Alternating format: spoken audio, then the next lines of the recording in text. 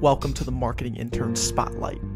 A marketing intern is a listener who's spreading our message authentically. Hear their story, their passion, and their journey. Enjoy. We're doing it live. Gabe Malinski, you're here on the Backpocket podcast. How you doing today?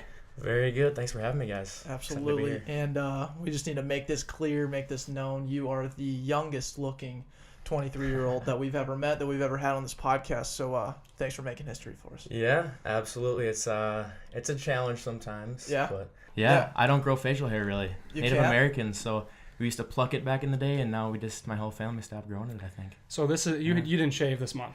I've shaved Okay. maybe 4 days ago, but you can't really see it too Sure. much. Yeah. How many times have you shaved total in your life? Oh, I mean, every 5 days or so. So quite a few times. but Really? yeah, never needed like a razor or anything. Nothing like big, nothing fancy. Sure. Save money.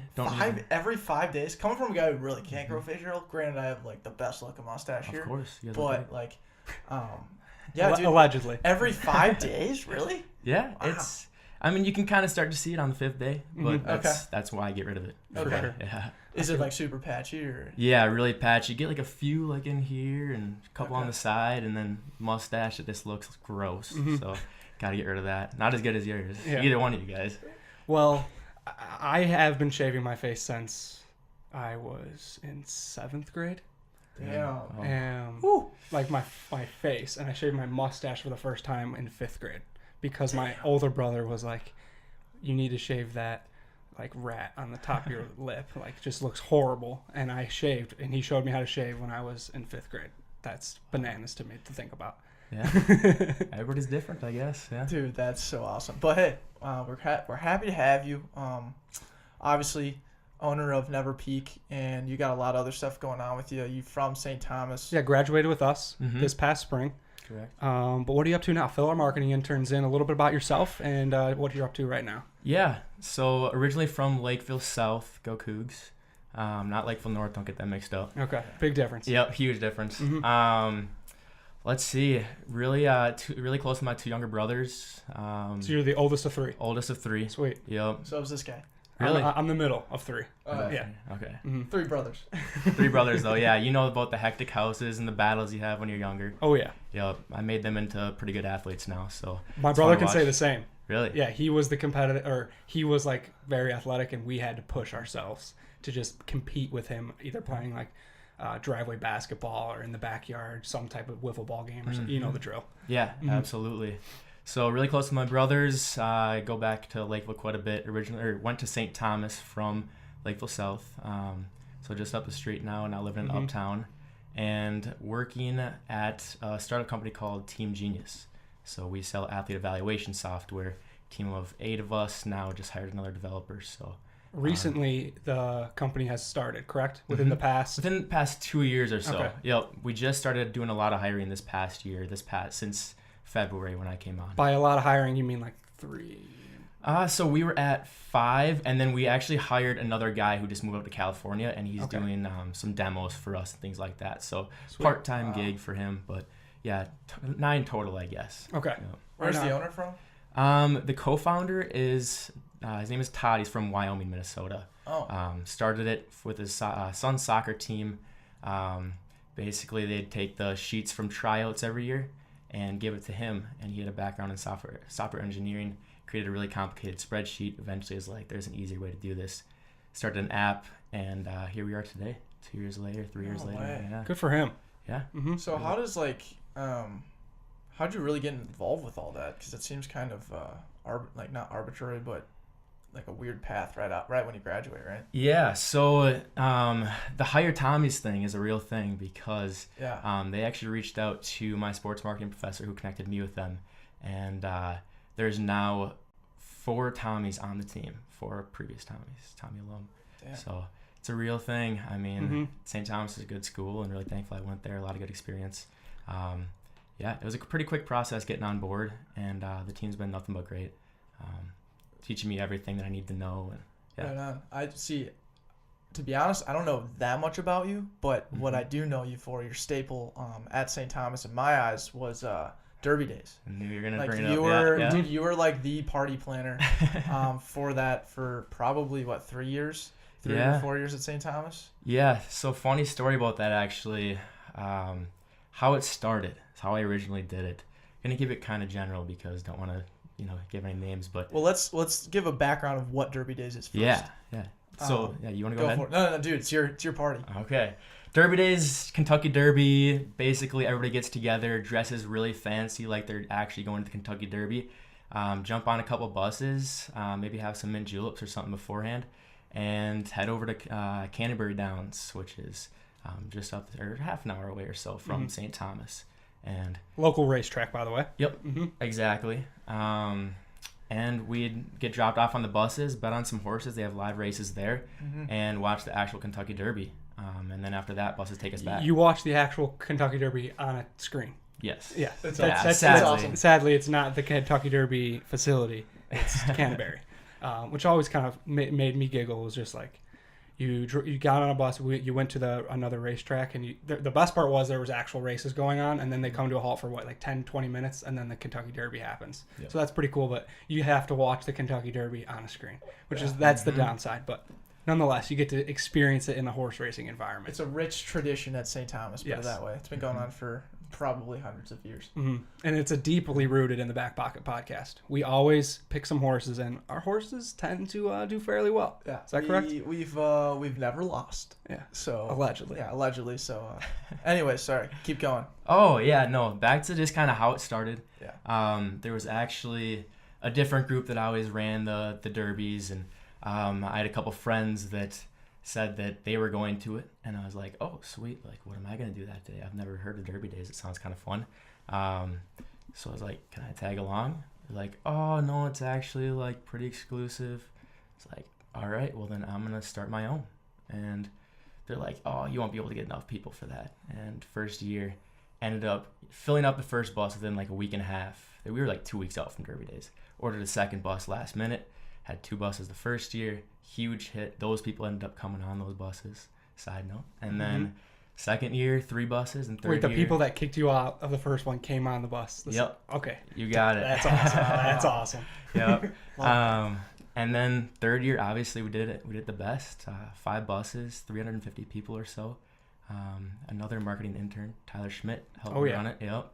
So, yeah, awesome event. What did you guys think? Well, you guys, or you and Tyler and everyone that went into that, was a big inspiration and kind of a guideline of when we threw our own event in our backyard for the concert, the Halloween party that we had, because it was awesome. I mean, your guys' party was awesome. I only came the last year, the granddaddy of them all, and I mean it was phenomenal. You guys started fairly early. I mean, it was a long full day event before you guys got on the buses, and then it was even longer once you get to Canterbury.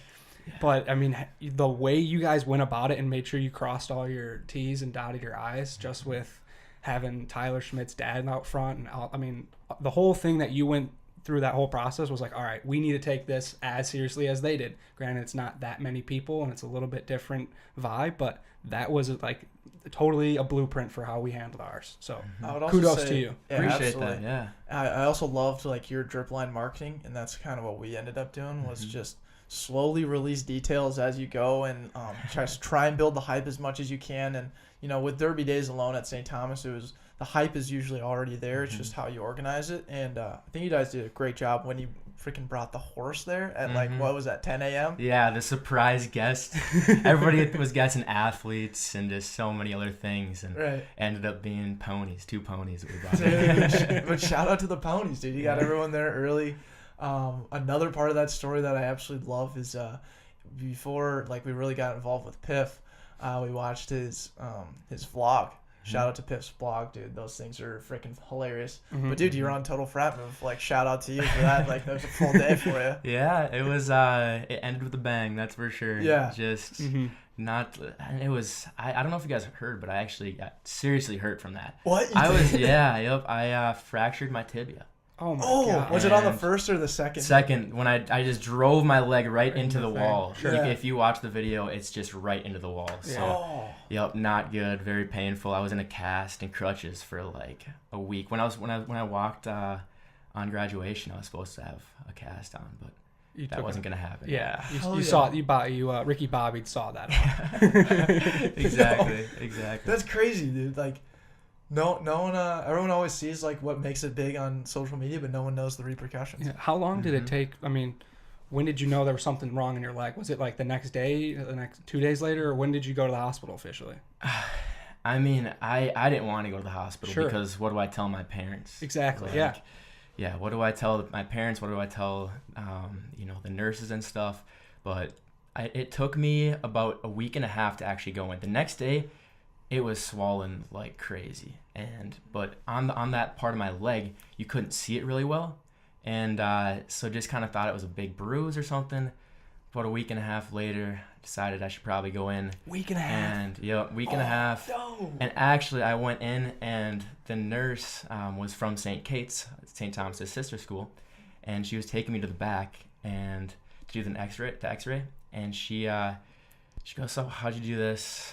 You'll never believe it. I was running through the St. Thomas fountain." She's like, "Oh, I go to St. Kate's." She's like, "Wait, was this on TFM?" Oh, The nurse had seen this video. And it's like, "Yep, that was you." Huh? Oh, you're famous, dude. Yeah, you made it. You made it at that point. Wow. Yeah. That's crazy, dude. But this is a great transition because you're never supposed to peak, especially when you go viral on Total Frat Move. So that's a phenomenal story. Like we'll for sure put that on socials and whatnot. But what was the before we get to that? I just have another question. What was kind of like the evolution process with the Derby Day event? Like you were the OG host of it. How did you like go on from sophomore year to junior year, bringing on more people? Like what did that look like? Did you know you always wanted to make it bigger than the last, or what kind of was your mindset through it? Yeah, so I'm kind of a competitive person, and so that other group, their Derby Days was always bigger. And my last year, actually going back to junior year, so the second year, we had 3 buses, and they had 4. I found out later, so I was like, "Gosh, we need to make it bigger next year."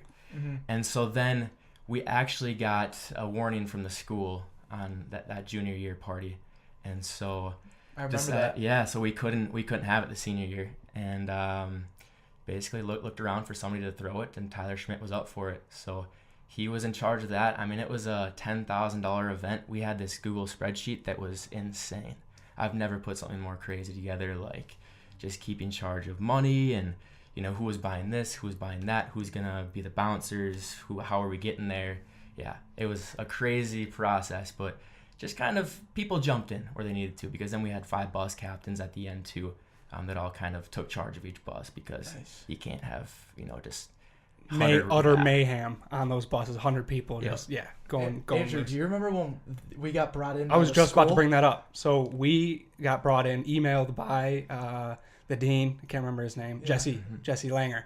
Dean Jesse Langer called, texted Deck and I, and was like, "Hey, we need to talk to you." And we're like, "Ooh, we got content for the back pocket. Like we did something wrong. A, we're in trouble. And B, this is gonna be content for the episode." So we were stoked, and we get in there all excited, like we're in trouble, but we were like stoked to have something to talk about. And he asked us a few things about the podcast, and then what's going on with Derby Days? You guys hosting a party? And we're like, "No, like." What do you like? What do you mean, what dude? What do you mean, dude? Like, did you yell at us for something with the podcast? And he wanted a bunch of details about you guys and like a bunch of stuff. We didn't say a word. Yeah. We were stone cold in there. I appreciate Yeah, that. he slid the donuts across the table, and even I was like, "No." Dude. Not for Gabe, dude. This Derby Days is gonna be the best ever. So it may have been our fault that Derby Days was the best. Hey. Yeah. We played a role nonetheless. Yeah. Played a role. At least played a role. But dang. It's crazy how like much effort goes into like planning all that stuff. Yeah, you guys just went through it. I mean, it's not easy. Stressful. Yes. A lot of anxiety. And then night before you're trying to go to sleep, not a chance. Not a chance. No. About 6 a.m. alarm goes off. You're up quicker than ever. I mean, it's just Especially when you make fun. those investments of like the side things like a pony and other things that you're putting money into, and you're like, "Am I going to make my money back?" Like the first few weeks, you're like, "I don't know if I can put this money in. Am I going to make it back?" And you guys surely did. I mean, you guys crushed it. But our first, thinking back to sophomore year, the first time you threw it was like, "Is this going to work?" And you're putting all that money renting the 2 buses. Is this even going to work out? Right. And that was us. We were like, we just put this down payment on for the band and other stuff, sound permit, whatnot. I'm like, are we going to get our money back? Or are we just going to be in the hole eating the bullet on this one? But we didn't, and you were able to evolve. And I'm guessing you guys didn't eat any of those 3 events. We did the first two actually. Oh, okay. I was so careful. Like I didn't want to overcharge people because Yeah. I didn't want it to be exclusive at all. Okay. Like I wanted anybody that wanted to go that was 21 to be able to go. Right. And it just that kind of hit me hard because I ended up losing a couple $100, and then all of a sudden there's damage on a bus or something, and that's a couple Another $100. charge, yeah. Yep. And so. Damn. First 2 years didn't happen, but last year we did. We profited, which was nice. Okay. You deserve it, man. Yeah, we could tell you're hungry. I mean, when you're out there, you're competitive, you're hungry. And that's what, let's lead this to the next thing. Never Sure. peak. Dude, never peak. Let's talk about that. When did it start and kind of like the thought process behind the creation? Yeah, so I come from a very entrepreneurial family. Dad owns a business, uncles, grandpas, everybody pretty much. Wow. And so back in high school, I actually started my own online consignment shop and just would sell stuff for people and take part of the proceeds. So pretty easy, pretty simple. And then stopped with that when I went to college. Just was too tough, didn't have a truck and stuff like that. And then it was right after you guys started February 2017, did I see? Yes. Yeah, so I was about 2 months after you guys. Okay. So about a year and a half ago or so. Just was sitting in my finance class, and I always would write down things, just like names or business ideas or whatever. Wrote down Never Peak, and I was like, dang, that's kind of sweet. And actually went home, and about a week later launched a dropshipping company called Never Peak. Went through Shopify, very easy, very simple. And now here we are. We kind of are going through a relaunch. We have some new products coming out. Okay. And it's taken a while to find our direction because clothing is so competitive. I mean, It's saturated. Yeah, you have to find your niche. Yep, exactly. Red ocean. And it's just very, we wanted to go a different direction. And Never Peak is an inspirational brand. And you have some companies out there like Movement watches that they're a lifestyle brand. And so that's kind of our thing now. Our whole slogan is set goals, achieve them, and then set more. So never peaking, constant growth. And we are looking to move into being more of a forward-thinking lifestyle brand, we like to call it. So I don't know exactly where that's going to lead us. Right now, we appreciate all the support, people repping our gear, people supporting us. And when we find that direction and get there, that's those people are going to be remembered. So Nice. Just building a brand right now. And so you mentioned Movement. Have you been using kind of their social media platform? How they've been attacking social media? Are you kind of using that as a blueprint, or are you finding your own little way to maneuver through this endless game of marketing on social media? Yeah, well, social media is so huge. And in the last 4 or 5 months, we've been kind of off social media trying to plan everything in the back end. Okay. That way we're not just posting useless content to people. Right. Don't want to waste anybody's time, don't want to waste our time. So we've built a team now, and I think Movement is a really good, they're definitely somebody we want to look up to and maybe use some of their tactics because they do a very, very good job. Okay. I'm sure you know. Yeah. So is it more in terms of like when you guys first started, were you like selling clothes off the rack and just rolling through inventory and stuff like that, or how was that process? Yeah, so we being a dropshipping company at first. What does that mean, by the way? So what is that? dropshipping is basically where another company, let's say you get an order. Okay, so you have everything on your website. You get an order and a different company located in California or Iowa or wherever it might be. Just they make the shirt as soon as it's ordered and then ship it to that person. So you never touch the inventory. Right. So that's dropshipping. They take a certain percentage or whatever.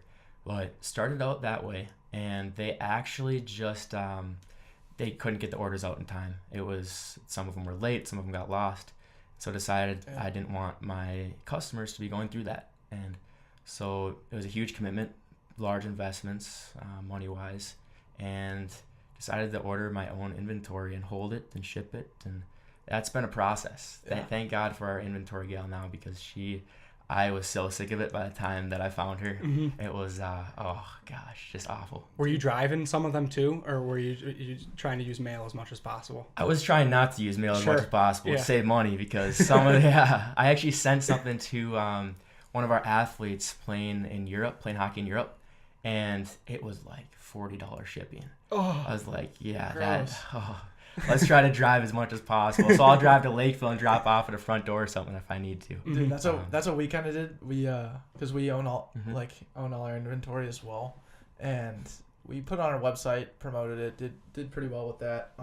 But what really hit big was like, hey, you reach out to friends and say, hey, Venmo's 20, and we'll hand deliver it to you. And so we've just been on this like rampage of just selling shirts via Venmo. And isn't it funny how that works? Yeah, people prefer Venmo.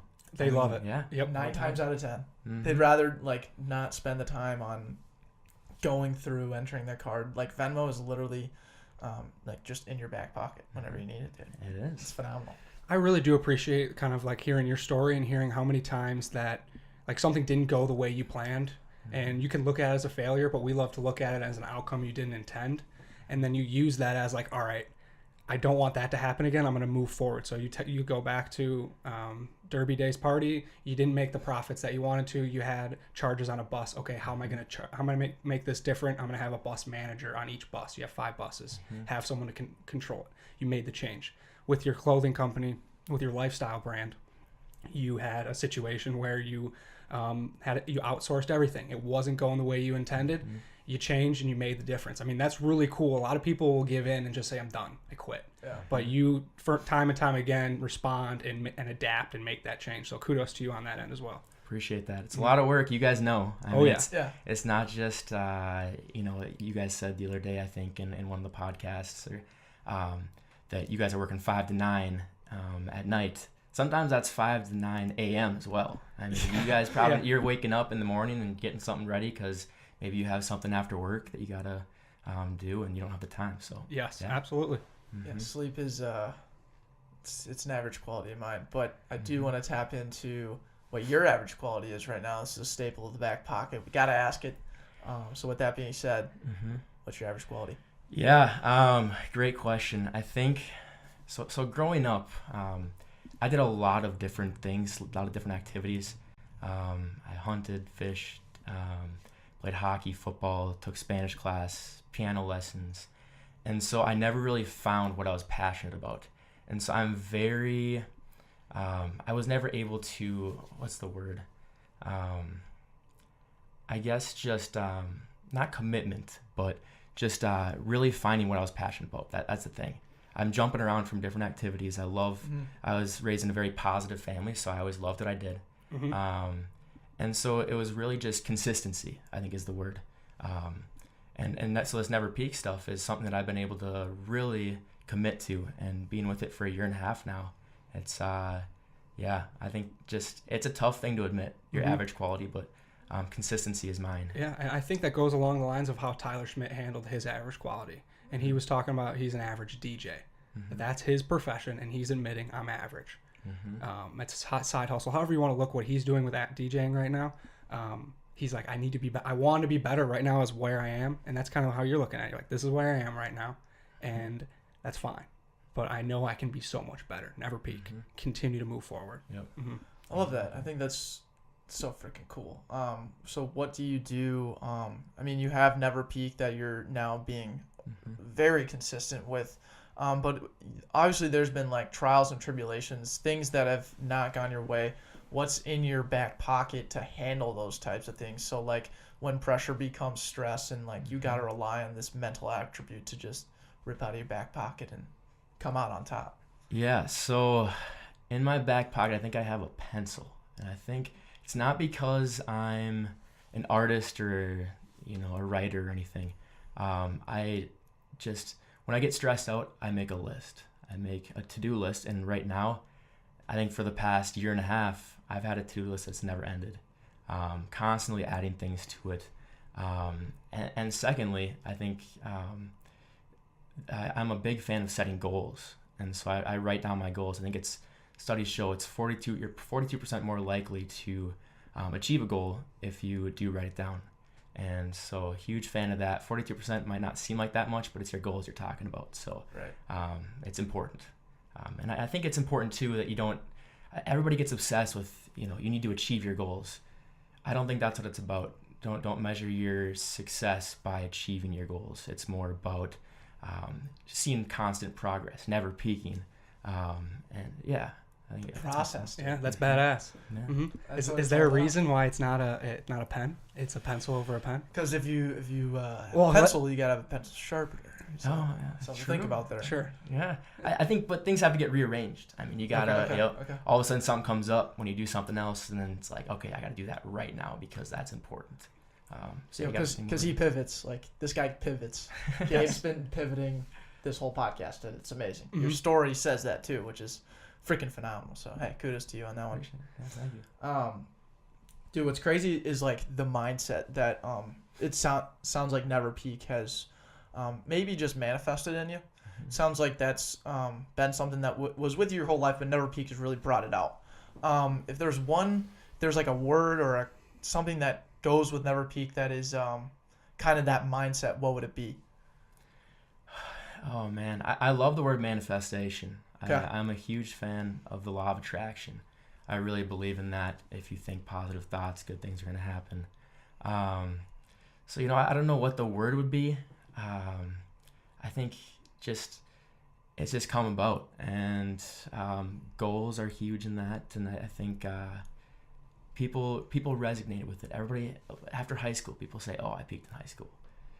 You didn't. You can work back to that. You can be better than you were yesterday, and eventually, you know, it's not about where you were at before necessarily. It's about your potential. You know, yesterday I had this potential, and today I grew a little bit, and so, you know, my potential's higher. Right. Yeah. Okay. Thoughts on that, Andy? Phenomenal. I'm gonna pivot right now. Yeah, And this was just go for it. I was gonna ask this question right in the beginning, but you went on to talk about something else. It was fine. But Totally fine. totally fine. You're in Uptown now. Mhm. You're an Uptown guy. Yeah. Let's just talk about that briefly. Kind of your thoughts on the transition from the St. Thomas bubble to the Uptown bubble. I mean, totally different cultures. Mhm. What was your initial reaction? How's it been? Have you been here since June? No, since September. September. So, Very new. recent. Yeah, Okay. very recent. So welcome. Welcome. Thank Yeah. We've been, not to brag, we've been here for 5 months now. Six months. Yeah, 6 months. But how you feeling about Uptown? So I moved back home to Lakeville after Okay. after St. Thomas, after I graduated, and that commute to work was awful. I mean, sitting in traffic every day or taking the bus and then having to wait for it to get back home, awful. And so the convenience here is amazing. I mean, I'm 10 Off the minutes from charts. the office, Yep. and I can walk to anywhere for dinner. I got this delicious Italian place right next to my apartment. What is it, by the way? It's called Amore. It's an Amore. Italian Amore. place. Oh, yeah. Yeah. I went on a blind date there. Did you? What'd you think? Yeah, that's right. Yeah, it was good. I liked it Yeah? a lot. Yeah, it was very good actually. Yeah, How was she? it was fun. Yeah, Fun? it was a one date. Okay. One date. Everyone knows rules. It never peaks, though. It's Yeah, all good. Good. That's so funny. Yeah. So I know exactly where you are. Is that 20? So it's on Irving. Okay. Irving Avenue. Okay. Yep. Behind. Yep. Behind. Okay. Towards Lake Calhoun. We're like 2 blocks from Lake Calhoun. Yep. Or whatever. What's the name now? Bidi Mate Ska? Something like that? Something Sky Yuma. Ski-Uma, dude. I think that's what it is. Like Ski-Uma. Works for me. I can pronounce that. That's right, dude. Well, you kind of missed out, though. I mean, you caught the tail Summer. end of it. But, dude, the summer, Mm-hmm. oh, my gosh. It's so much fun here. Mm-hmm. You get home from work, you go outside and just go on a run around the lake or you go on a bike ride. It's just... There's a lot to do. Yeah. Yeah, especially with Jack Burke, dude. Like, Yeah. going on bike rides with Jack Burke in the summer was just the best thing ever. Which I heard you had, like, a story about Jack Yeah, I do have a story. Yeah. So, Burke. Story guy. Fire me up. Let's go. Yeah. Here we Alright. go, dude. so we were in Italy together studying abroad, and That's right. there was this bar over there called Scholars Lounge. They actually had a St. Thomas T-shirt in I've there. been there. Yeah. Yep. We've all We- been Yes, there. yeah, he's okay. been there too. Yeah. Separate it. times. Yeah. Yeah. Really? Sweet. Mhm. Okay. That was my very first karaoke. I sang Mambo No. 5 there. Totally irrelevant, but just need to No, get that out there. that's what the story's about. Karaoke. Okay, right on. So Good yeah, you transition. guys know it. You guys have been in that situation. Right. So I'm not a karaoke guy, and all of my friends are egging me on to go up there. I'm like, no way. Like I can't do it. Right. There's a reason I played piano and guitar because I can't sing. Right. And so Jack Burke gets up there, and they're like, "See, Jack's doing it. Like you can do it." And he starts singing "The Ring of Fire" by Johnny Cash comes Oh, yeah. on. Have you guys heard this story? Oh, no, no, but no. I could picture Jack Oh, to a yeah. T. Dude, this is Jack Burke already. You don't Yeah. know the The deep voice, deep voice, yeah. Love is a burning thing. Exactly. And so it comes on, and it's like some Italian version, like off pitch, off beat, and I was like, I mean, it was so sad. Bombed. Yeah, he bombed. Well, yeah, he couldn't do anything about it. You think Ring of Fire? You've heard Johnny Cash. Yeah, he's thrown into the Ring of Fire there Yeah. with a Italian version. Oh yeah, and so I just gotta say thank you to Jack, because that if I didn't see that, I would have gotten up there and who knows what would have happened. Oh my God.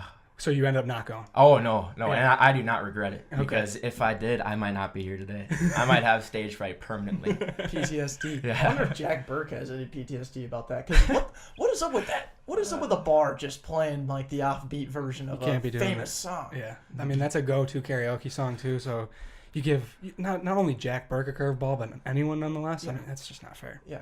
Um, And it also shocks me because Jack Burke, he sings I Got Friends in Low Places, Garth Brooks. He's told us like a million times that's his go-to. So it shocks me that he went with Ring of Fire. Yeah, it could have been his second time up there. That's a good point. Yeah. That's a great point. definitely could Point have. canceled. People were going back. Mhm. Yeah. But let's wrap this up. I know we're both busy men. We got things to do. Let's hit you with our final question. Mm. Simple question. Oh, we got one more actually. I have one of more. course. What does it mean to be a marketing intern? First off, before I ask that question, what is a marketing intern? Yeah, so I mean, a marketing intern is somebody that listens to your podcast, which I Yes. love. Which I Yes. love. Yes, that's genius. And to answer your question, I think one of my favorite quotes is, "You become more like the person you spend the most time with. The 5 people you spend the most time with. You can become the average of them." And I think listening to you guys, you guys are at what, like 2-3 episodes a week, around 2 to 3 hours a week of content you put out. Mhm. Maybe you like an old one, you go back and listen to it a couple times or something. Mm-hmm. And so that's 3 hours a week that I'm spending with you guys. And, multiply that by 52 weeks in a year, that's 150 hours. And that's a lot of time that I'm learning from you guys, and I feel like you guys are my best friends almost, Dude. So it's sweet. I know a lot about you guys, and Right on. yeah. That's That's awesome. phenomenal. I mean, hands down, dude, you made my day. That's simple. Yeah. That's all I could say about that. Yeah, and not to brag or not to also mention, no brag involved, but like all the guests that we have on. Yeah. Like now you're friends with those guys. Awesome. I heard the lady from Dots speak. Yeah. Like, that's pretty sweet. That's awesome. Shout out those pretzels. Yes, those are So delicious. good. Gosh, Dorothy and Randy, what a hoot they were. Yeah, that was unreal, man. But okay, final question. Andy. Thank you for that answer, by the way. Yeah, that was Thank an you. awesome answer. Absolutely. Final question. What did you learn today from the time you woke up to when we're having this conversation? Man, I try to learn a lot every day. That's good. Yeah, I think it is. It's healthy. So this morning, actually, we're in a WeWork facility. Are you guys familiar with WeWork? Yes. Yeah. Very Yeah. familiar. Yes. Yeah, they're building one here in Uptown. That's what we Yeah. heard. Yep. Yeah. We're going to try to get in there. Yeah, I was gonna say, we're gonna think try about and we're gonna try and little insider information now that we're on the back end of this episode. We're gonna try and get a studio in there and interview everybody in WeWork. Have you guys toured it yet? Not yet. No, I just toured it a couple days ago. How is it? It's awesome. Does it fit the Backpocket mold, you think? I think so. Okay. And that whole community. I mean, you guys could interview so many different. right? Yes. We Small want to business become like leaders, the marketing platform for those small business owners. Yes, Mhm. I love it. So you toured them. Yep. So toured those. Going back to your question, there was a coffee and closers event today, and they interviewed this Rob guy, I believe his name was, and he talked a lot about the different positions he's been in, and I can really relate to that. He was like a teacher, and then went somewhere else, and then ended up being working for the NFL, and I originally worked for like my grandpa's sign shop growing up, and then like worked for a collection company, and then in a restaurant, and then Vikings ambassador, and I've had a million different jobs that are so sporadic. And he said there's something that you need to take from every role that you're in and from every person that you meet. And so I think I've done that on my own, but just hearing that vocalized was really cool. To hear somebody that's had so much success actually say that and to confirm that belief. So, yeah, it's everybody that I met. Thank you for all you've taught me. I mean, that's really what it goes back to. Right on, man. Coffee is for closers. It is, dude. Mhm. I think that's like such a great example of like when you have something spoken to you or you read something and you like manifest it in your head, like then you just triple down on that and you start to recognize it all the time. And I think that's what we've done with the podcast, which is we do an average quality, a what did you learn, and a feel good story every single week. And because of just doing that over and over and over again, we've started to always look at something, document the stuff we learned or document the failures or the average qualities that we've had. And through that, we've just naturally started to get better at learning more and at improving what we're average at. It's crazy. So I love what you're saying there, man. Phenomenal conversation with you, buddy. Yeah. Thanks. What a time. This is awesome. Always be closing. Gabe, you're a closer. Glengarry, Glen Ross. That's the title of when Coffee's Closers. That's the name of the event you went to. It's Coffees and Closers. Coffees and Closers. So It's they in got Minneapolis, that's a steal from Glengarry, Glen Ross, the movie. Phenomenal movie, by the way. Shout out to that movie. scene, that sales scene. ABC. Yeah. Always be closing. Yeah. Coffees for closers. For closers, damn it. All right, Gabe. Thank you so much for joining us. Yeah, thanks for having me, guys.